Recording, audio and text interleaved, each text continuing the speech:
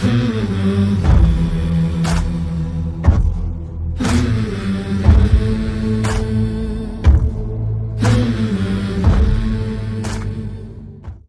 a quiet spring morning, April 9th, 1941, the wind moved gently across the high ground of Custer Hill at what was then called Custer Battlefield National Monument in Montana.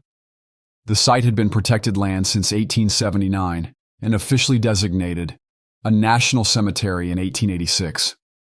To most visitors, it was solemn ground. To the National Park Service maintenance crew working that day, it was routine labor. Their assignment was to dig a trench for a new drainage pipeline along the slope near the memorial. Their shovels cut into soil that had remained largely undisturbed since the 19th century. Then, unexpectedly, the ground gave way. What they uncovered was not loose earth, but structure.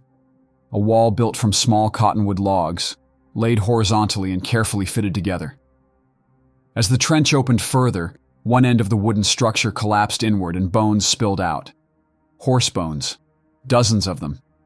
Mixed among them were human remains, arm bones, leg bones, fragments of pelvis. There were no skulls and no complete skeletons, only scattered remains. Among the material recovered were cavalry-issued leather boots, still containing toe bones. Nearby were several rectangular tin food containers stamped C.L. Woodman & Company, Chicago, a supplier known to have provided preserved food to the United States Army during the 1870s. Some of the tins were punctured by small-caliber bullet holes. The superintendent of the memorial immediately notified his regional superiors. In his written report, he stated that a wooden trench, believed to be an old burial feature sometimes referred to as a horse cemetery, had been exposed during excavation. He added that the trench had not yet been fully explored and that the area had been deliberately recovered until instructions could be received from Washington. The ground had concealed its contents for more than 60 years.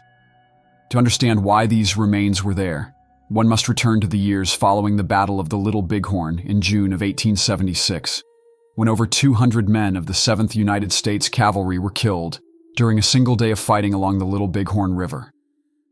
3 years later, in 1879, the War Department ordered the battlefield cleared and formalized. The task was assigned to troops of the 11th Infantry, stationed at Fort Custer, Montana Territory. The work was supervised by Captain Henry J. Sanderson. His instructions were practical rather than ceremonial. Locate the scattered remains, stabilize the battlefield, and eliminate reports that bones were still visible on the surface. Sanderson's official report, preserved in military correspondence, describes his methods in precise terms. He explained that rocks suitable for building permanent cairns could not be found within 5 miles. As a result, he constructed a large mound using stacked cordwood. Inside this mound, he placed all the horse bones he could gather from the surrounding field. At the center of the structure, he dug a grave and deposited all the human remains he was able to locate, which he estimated represented parts of 4 or 5 individuals. He recorded the mound's dimensions as approximately 10 feet square and roughly 11 feet high. He noted that it was located on the highest ground, immediately behind the point where General George Armstrong Custer's body had been found in 1876. Sanderson further reported that all visible graves across the battlefield were rebuilt and marked with wooden stakes, replacing earlier markers that had collapsed or disappeared. He wrote that the surrounding terrain was searched for 6 miles in multiple directions, and that no additional remains were discovered beyond those gathered. He concluded that reports of exposed bodies were exaggerated and likely caused by the abundance of horse bones that had once been scattered across the field. This is likely the same structure partially uncovered by the National Park Service in 1941. Long before Sanderson's cleanup, however, the battlefield had been described in detail by officers who arrived in the immediate aftermath of the fighting. General Alfred Terry's column reached the site on June 27, 1876, 2 days after the final fighting had ended. Among the officers present were Colonel John Gibbon and Lieutenant Edward Godfrey.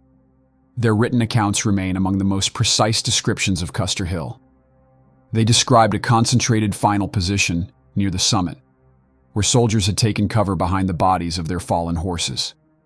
Lieutenant Godfrey later stated that on Custer Hill alone, he counted 42 dead soldiers and 39 dead horses. This figure does not include casualties scattered along the connecting ridges toward Calhoun Hill and Finley Ridge. Several officers noted a rough ring of dead horses near the crest, forming a defensive perimeter. Estimates place the diameter of this ring at roughly 30 feet. The position suggests a deliberate final stand, rather than random collapse.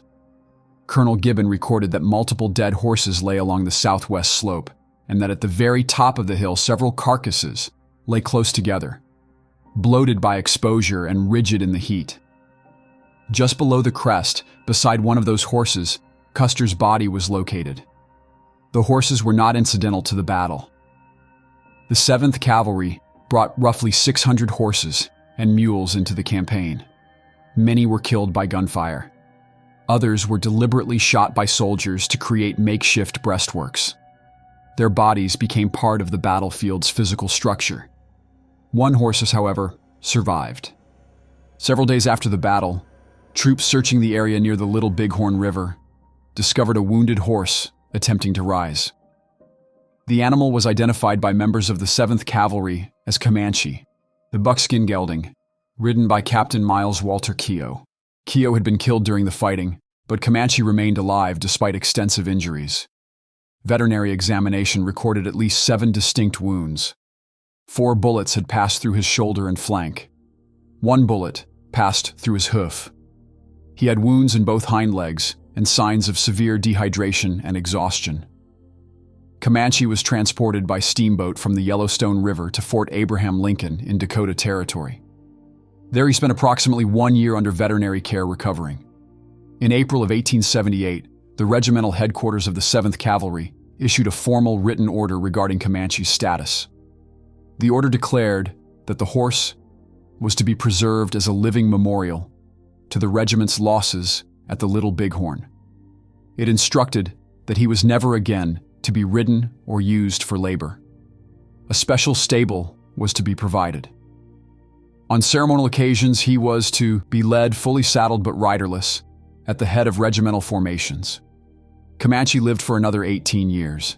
He died in 1891 at Fort Riley, Kansas, at approximately 29 years of age. His remains were preserved through taxidermy and are still displayed today at the University of Kansas Natural History Museum. By the early 20th century, the battlefield itself had become increasingly formalized. Marble headstones were installed beginning in the 1890s to mark where bodies were believed to have fallen. The site became Little Bighorn Battlefield National Monument in 1940, just 1 year before the trench was rediscovered. Following the 1941 discovery, the buried structure remained mostly undisturbed until 1946, when a more formal archaeological investigation was authorized. During this excavation, the wooden walls were documented, and the bones were examined by specialists. The conclusion was that the remains represented a secondary burial feature consistent with Sanderson's 1879 report. After documentation, the bones were respectfully reinterred on site. They remain there today. Beneath Custer Hill lies physical evidence not only of the battle itself, but of the way later generations attempted to manage, contain, and reshape its memory. Bones gathered, wood stacked, remains buried not during the chaos of combat, but during the deliberate work of cleanup.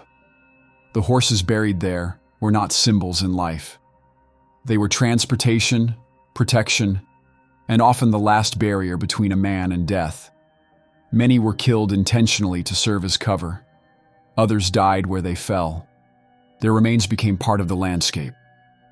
The rediscovery in 1941 did not change the outcome of the battle, but it did confirm something important, that beneath the orderly rows of white markers, the ground still held the physical traces of what had actually occurred.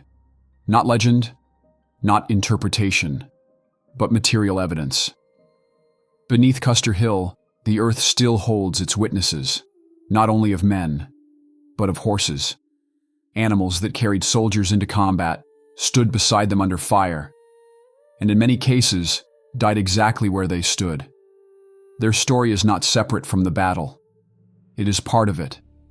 And the soil of that hill remains what it has always been since June of 1876. A record of what happened, preserved not in ink, but in wood, bone, and earth. Join us for more at Wildwestfaces.